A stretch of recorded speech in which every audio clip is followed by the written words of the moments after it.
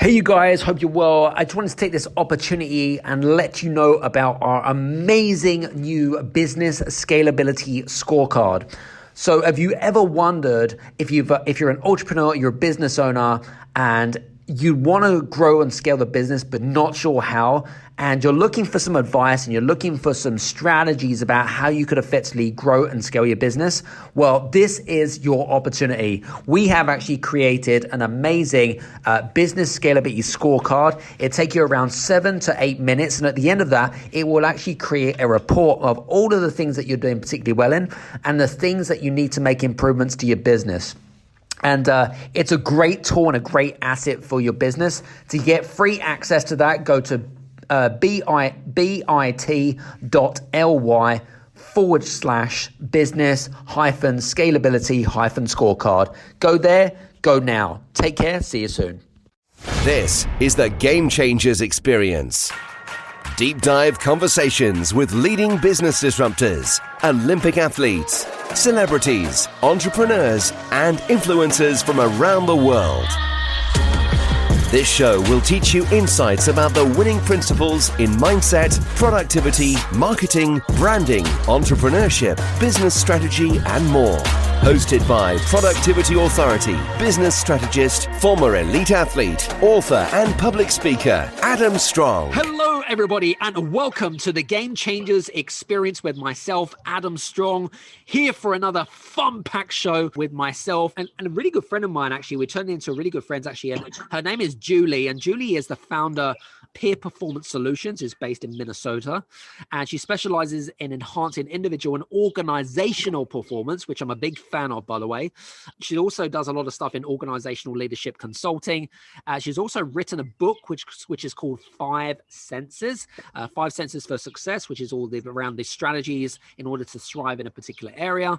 She's also done some variety of different work in for non-for-profits and also multinational companies. She's got an abundance of huge amounts of experience. And she's also big fans of some of the people that have spoken here on the podcast, such as Marshall Goldsmith and so forth. So, Juli, welcome to the show. Thank you so much, Adam. I really appreciate you having me here today on Game Changers. I thank you very much. You're absolutely welcome. It's great to have you. And interestingly enough, I was going to say, I know that I want to dive in straight in because I know that leadership and success, and they're not what I call wow fact. They're always talked about, and so I'd really kind of want to delve in what your opinion and what your aspect is around things like success and leadership and how they intertwine into each other, if I may.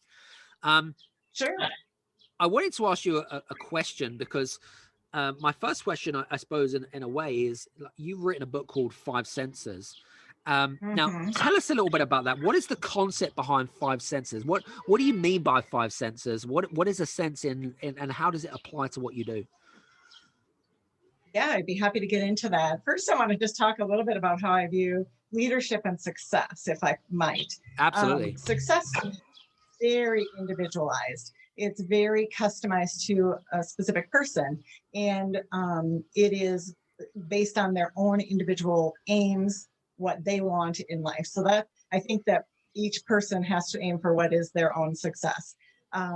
Often we chase success that we see other people have and it may not fit for us. So thinking about that. And then in terms of leadership, I'm a big believer in personal leadership in any role. So whether one is in a formal leadership role or not, I think that we all have the ability to show and display leadership with anybody that we live or work with or meet in the community or what have you.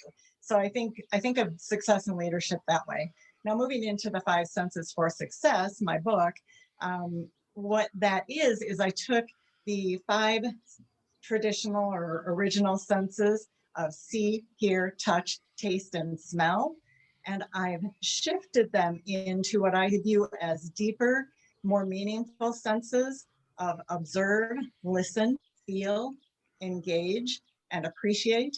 And I understand that some of those are easier to see how they transition. See to observe makes sense automatically, but something like taste to engage might be less clear just from hearing the words. But I do explain all of that in the book. with taste and engage. With taste, it's a multi-sensory experience. Right. We observe the food, we touch it, we have the tactile feeling of it in our mouth. Similarly, when we engage with people, we engage multiple senses. We observe, we listen, we have feelings, and we use all of those multi-senses to engage. So what I did is just shift those senses. And I think it's important to know too that when we're using those senses to dig deeper and build more meaningful relationships, it's not just relationships with others, it's also relationship with. Cool. Very good. Awesome. Now, I know that I went into what interestingly enough, and I love it, the fact that you've turned the traditional five senses and turned it into more, would you say it's more applicable to like the corporate world or the corporate organizations? Is that what you're saying? Well, I say that we can use these anywhere. So I definitely see a role for them in leadership and in working within organizations to get work done. I think what is really important about the senses is that whenever we aim for anything, whether it's a personal goal or a career goal, we have to work with others. We have to collaborate. We have to be able to partner to make things happen. And if we engage the senses I talk about in the book, then we're able to do that in a better, more seamless fashion. We're able to address differences of opinion. We're able to address different styles in a way that makes work go more smoothly. And as a leader, it helps you understand your staff. It helps you understand how to motivate them, how to inspire them to greater actions and outcomes and performance. So I see it as applicable across many arenas, but definitely in the workplace. Very cool. Excellent. Very good. Why would you say, from your perspective, why are the five senses so important in the realms of leadership? You mentioned leadership on a couple of occasions. But more importantly, I suppose a second question as part of that is then how do you then apply those principles of senses in the leadership realm, and even with things like, increasing employee engagement in organizations with regards to motivating staffs. You mentioned around gratitude and appreciation, which I'm a big fan of, by the way. What's your take on that? Sure. So in leadership, the first thing I want to say about that is that we are better able to work with and display value for a vast array of types of people, a vast diversity of people, and we are able to navigate those difficult situations that arise. In every corporate world, there will be conflict, there will be differences of opinion, there will be personal goals that get in the way of team or project goals. So being able to navigate those more seamlessly is helpful.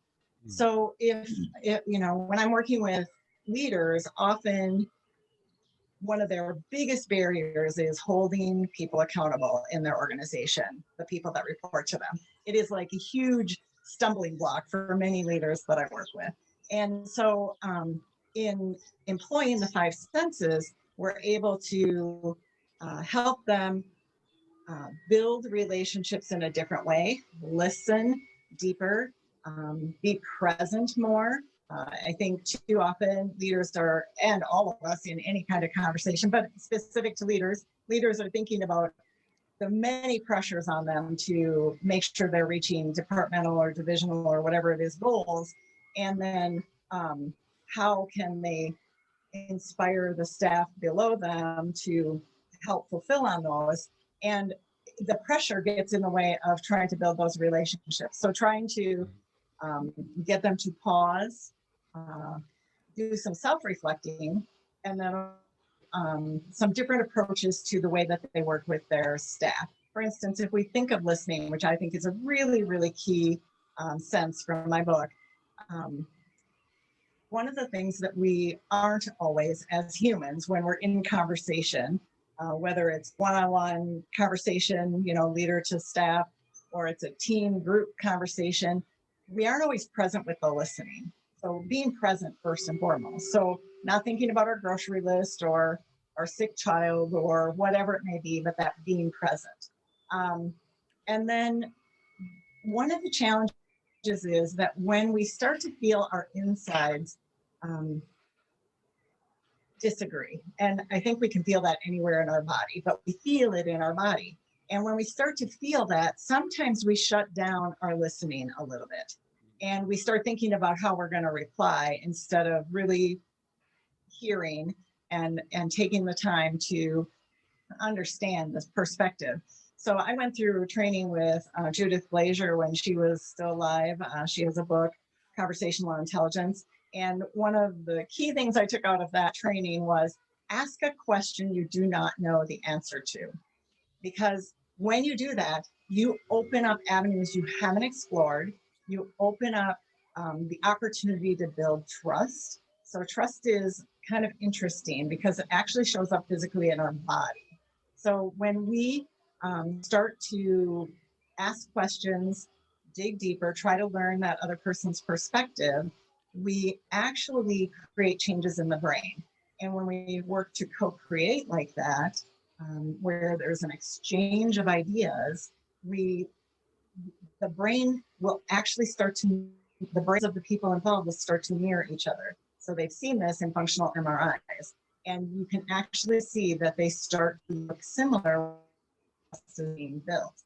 And as that trust is being built, that is how we are able to start navigating some of those more challenging situations where, okay, now we have a team. We have maybe 3 different options for moving forward. How are we going to discuss how we move forward with that? Got it. Very good. Very cool. I wrote down a ton of other things I wanted to ask you off the back of the conversation. So that was interesting. I wanted to you talked about accountability. Why, from your perspective, do a lot of leaders, business owners, Forte, whatever it is, why do they find it so difficult with accountability? Is it the fact that they already feel so responsible in terms of like where they are in terms of position? What's your thoughts on that? I think there might be a couple of things leading into that. So I think first I'll address the internal. And oftentimes I come to understand as I'm coaching a leader or executive that there is a lack of confidence. So what happens often is as we grow up through a corporation or whatever organization we may work through, we keep getting more and more responsibility as we are showing performance that is good, right? Right. And as that more responsibility comes, not always are we fully equipped by the powers of that organization with how to handle or address that responsibility. And so there's sometimes a lack of confidence in what do I even do in this situation. Got it. That's key. And then on the external, let's be frank, the hardest part of leadership is having those accountability conversations. The fun part is hiring, training, rewarding. Those are all fun. But the hard part is the accountability conversation and helping inspire change in how somebody is performing. And so when that comes into play, I'm trying to look at both sides of that, the inside and the external. When working with that mix, if you aren't addressing the confidence elements, it is very difficult to have the hard conversations, right? Because if you don't feel confident in where you are, you might feel a little like a poser asking somebody to do something differently.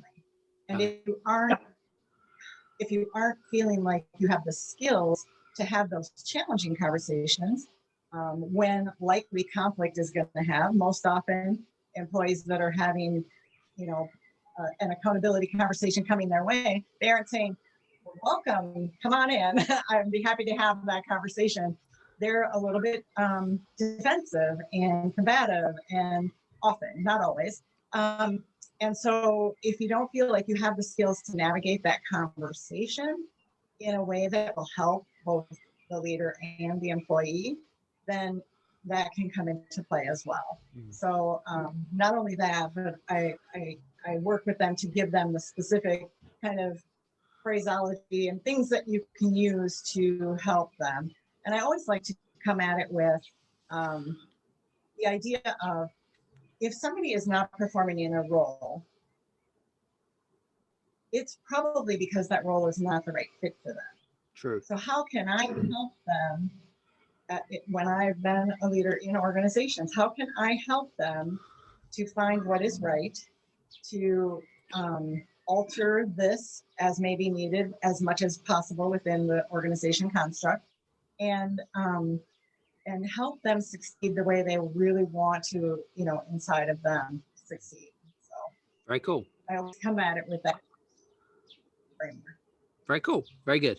I wanted to, here's a really interesting part, because I'm a big believer in self-evaluation, right?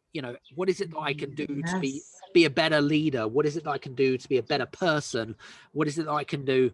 Have you got any tips for, most of our listeners are entrepreneurs and also business leaders in their own right. Have you got any tips for people on self-evaluation, how to go about doing it, and what are the benefits? Yes. Well, I'll talk first about the benefits. So when we pause to reflect on how we've done in a situation, we give ourselves the opportunity to learn and grow. If we do not pause and reflect, we steal that opportunity from ourselves. So we're actually harming ourselves if we don't take that time. We are harming our career growth. We are harming our ability to expand our capabilities. So I think that's why it's really important. In terms of how to do that, I've often coached leaders to schedule time for thinking. So thinking can look a lot of different ways, right? It can actually be at a computer thinking. It could be meditating in a chair with your eyes closed briefly. It could be taking a walk. It can be a lot of different ways. But where the sole goal during that time is to reflect back on any given situation. Usually you're focused on what were the difficult ones, what happened, how could I have approached it differently? So thinking about that. And then when the reflection has taken place, then I get into the space of experimenting. So for each individual, we don't know what's going to work for them until they have tried it for themselves. So there are different ways you can approach things, and taking the time to help brainstorm ideas of approaches, taking the time to experiment different approaches. Maybe there is a conflict with one of your staff that's pretty regular and difficult, and you really need this person in this key role to perform well. So trying to figure out what is the right approach for this person that's going to help this person succeed. And by helping them succeed, we become, as a group, again, depending, division, department, whatever it may be, we become more successful because of that person. Cool. Very good. Awesome. Now, I know that you quoted, and I think it's on your website, but I can't remember, but I wrote it down here, and you said, you believe in today's world, there is a relationship crisis. Now, why do you think there's a relationship crisis? I want to challenge you on this, and I want to know what your thoughts are when you wrote that.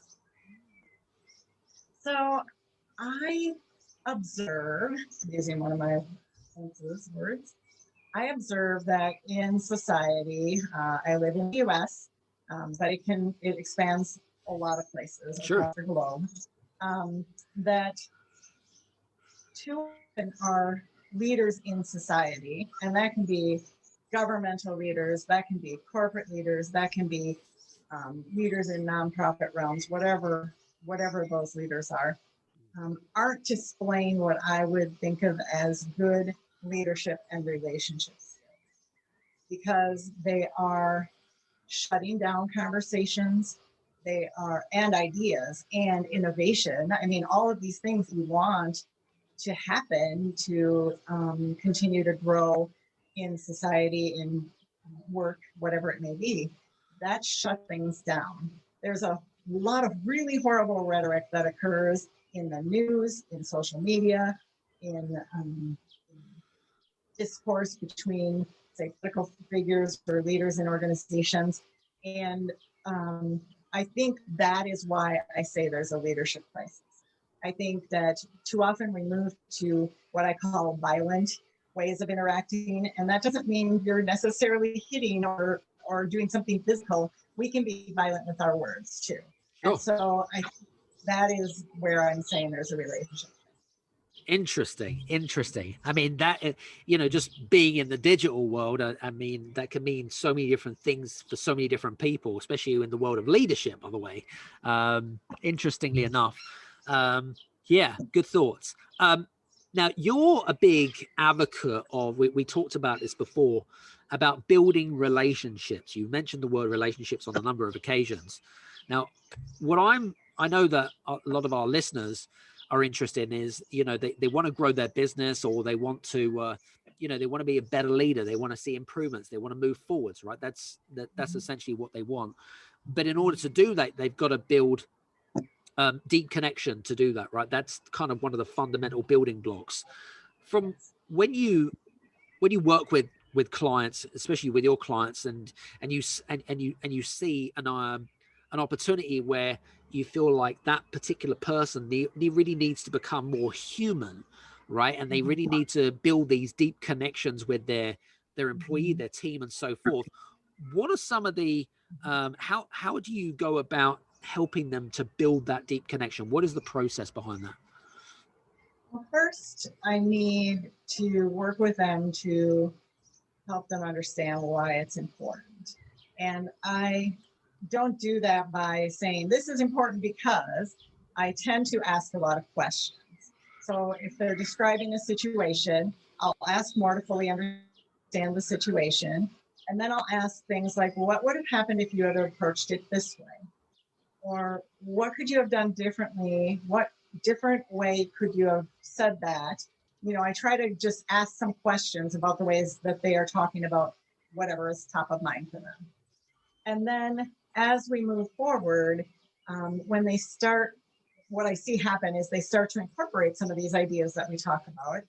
And I will reflect back, that sounds like you're shifting the relationship. It sounds like you're enhancing the relationship.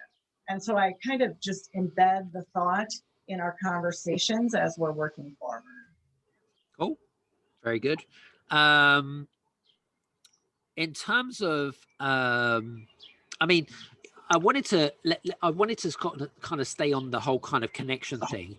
And when you're trying to improve relationships with you and your team and things like that,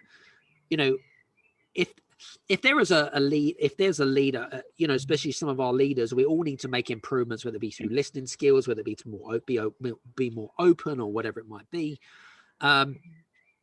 If someone is not what I call a people's person, right? Now, all leaders should be people's persons, but not everyone is, right? Whether it be an introvert, an extrovert, whether it be an engineer, whatever.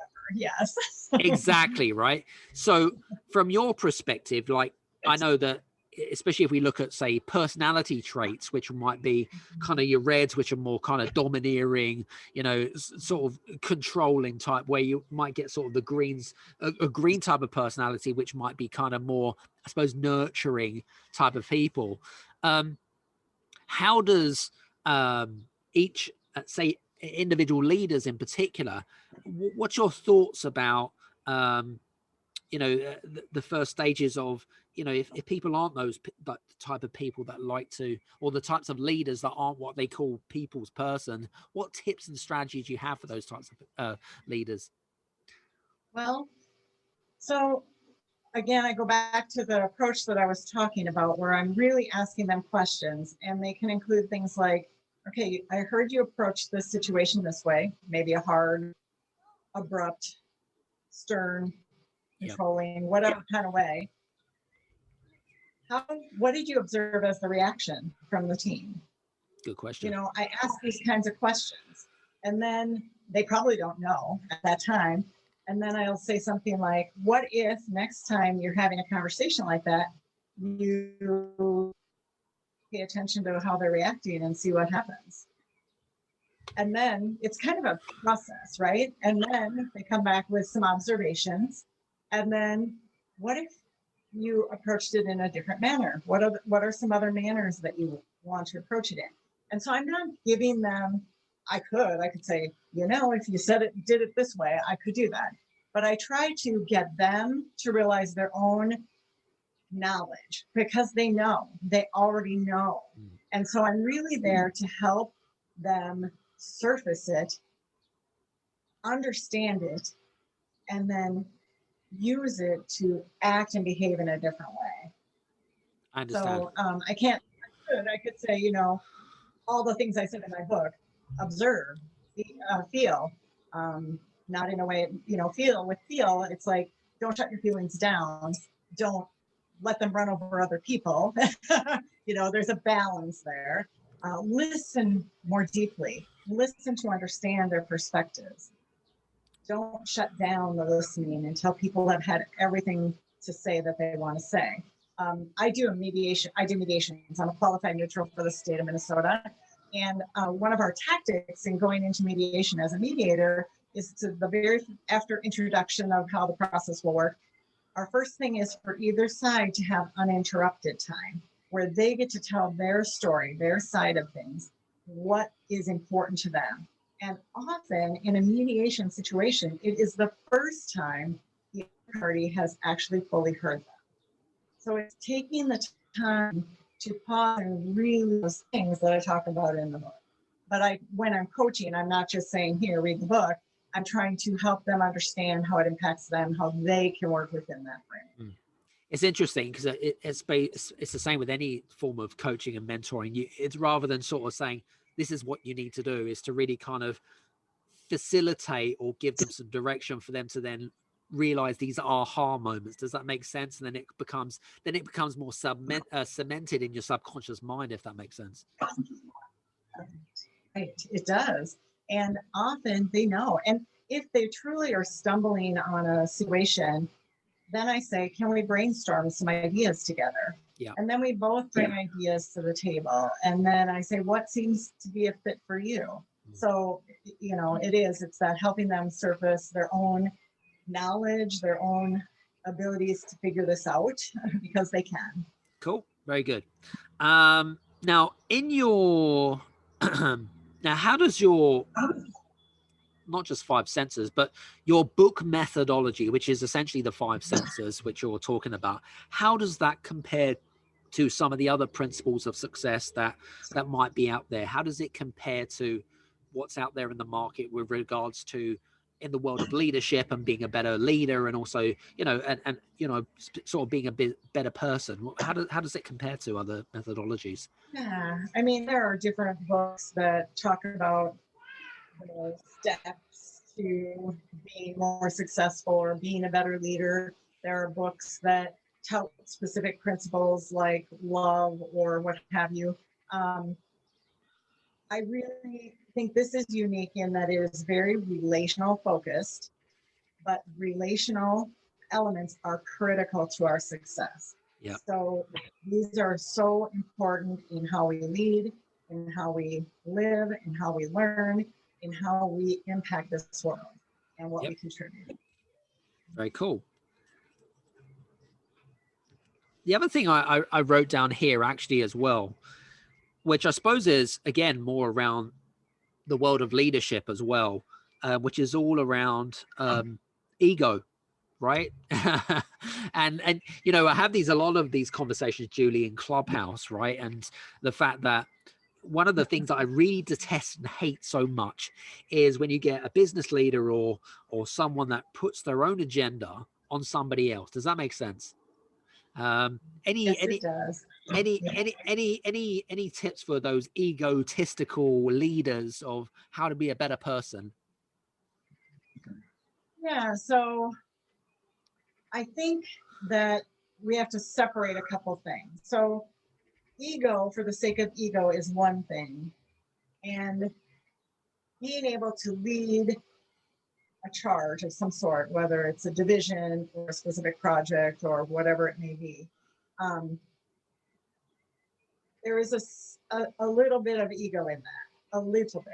But when I say a little bit, it needs to be a little bit. Because, and that I would actually rename that side of it as more confidence instead of ego. Even when I think the word ego goes wrong and where that whole concept goes wrong is when there is a leader who is truly focused on their own aims and their own career and their own success, whatever that means to them, monetary title, whatever. Yep. Without care for how they're impacting others or clients or whatever. To me, that is not a good leader. I'm a strong proponent, and actually my next book will be on this concept that I'm starting to outline right now. I'm a big proponent of what I call purposeful leadership.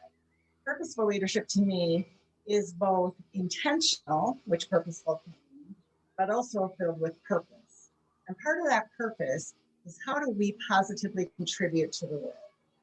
When I'm leading a team, I don't want to be the leader who is negatively impacting everybody around me. Yet I'm getting great success because I'm putting so much negative pressure on them. They're scared of me and they're just doing it to not get me mad or something. You know, I don't want to be that leader. I don't want to realize success while harming people. And so that's what I think of when I think of that ego. Very good. Very good. It's interesting. I'm a big fan of the whole kind of purposeful leadership type of stuff because it's something that we teach our clients ourselves because, you know, people are you'll know this from being working in the realms of leadership. You know, people aren't motivated by money. You know, people are motivated by, you know, the bigger picture, especially if we look at millennials and sort of the younger generation. They're not motivated by money. They're motivated with the higher cause. Does that make sense? Yes, absolutely. It makes sense. And you do see kind of growing in importance in the younger generations. You're right. I think it's so important. And I think traditional old school management didn't always think of it that way. And that's too bad. But I think we've learned over time that old school way of managing hardcore, just get it done kind of thought process isn't the way to really motivate, inspire, and actually accomplish. When you do this the way where you are positively impacting people, you actually have more success in the end. Yeah. Than you would if you did it the other way. Very cool. Now, I know we're coming towards the end of the interview, but just in sort of the last minute, have you got any final thoughts at the end of while we're summing up? Yes, I do. So one of the things that I kind of finish in my book with is I really want to end with the idea of hope. So I share in my book some situations where I did not handle things well at all. And I'm open about that because I want people to understand that even if they've done some of these things in the exact opposite way, though when I'm suggesting they try in the 5 senses, that we still can shift, we still can learn, we can still practice these things, we can still have hope. I, realize these senses because I've learned them throughout my career and my life, and I still don't practice them perfectly. I still today make mistakes. I still then reflect afterwards how I could have done it better. It's that sense of hope that no matter where you've been, what you've experienced, what you've done, you can shift it and improve it and have a better impact on those around you while building your own success simultaneously. Love it. Very good. That's a great summary. And I think you hit the nail on the head there. I'm a big believer is that the more that you help someone, add value to them, serve them, and give them the results, help them to accomplish what they want to accomplish, the universe will reward you in due kind. I suppose it's kind of, the law of attraction, law of success type of thing. And, and my good friends, Jack Canfield and Bob Proctor has written a lot about that. And even Dr. John DeMartini, which you guys can listen to, by the way, because it's in the podcast anyway. So it's all good. It's interesting because if Julie's talking about it and Jack's talking about it and John's talking about it, it must be true, right? So anyway, listen, Julie, I just want to say again, thank you so much for being on the show today. We really appreciate you being on here. I hope you had some fun. Absolutely. Thank you so much for having me, Adam. I really, really appreciate it. I always love chatting with you. It's so fun.